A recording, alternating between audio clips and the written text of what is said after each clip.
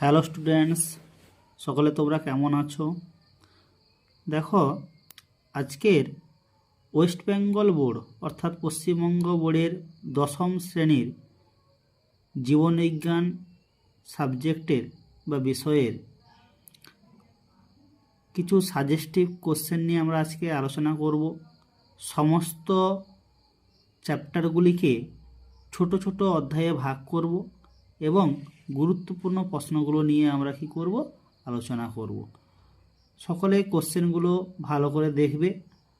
আশা করি এই প্রশ্নগুলো মাধ্যমিকে যে পরীক্ষা হয় এই পরীক্ষায় আসতে পারে।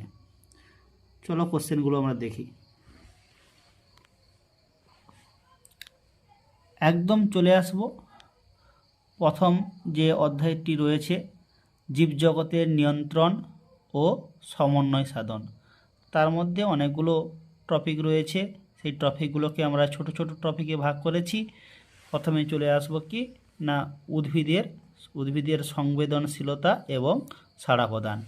এই অধ্যায়ের মধ্যে সবথেকে গুরুত্বপূর্ণ যে প্রশ্নটি রয়েছে সেটা কি না, ট্যাকটিক ও ট্রফিক চলনের পার্থক্য লেখো।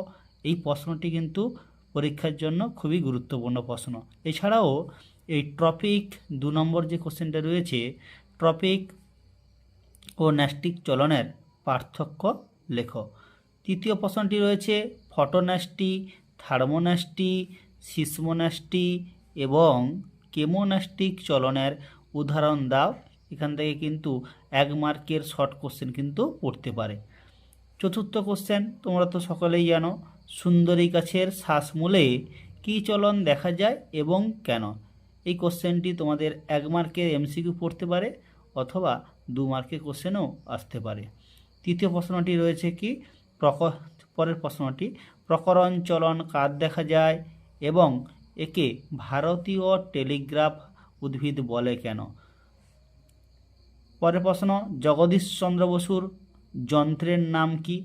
পরের কোশ্চেন চলে আসবো, কেমোট্যাকটিক চলন কার দেখা যায়। এই প্রশ্নগুলো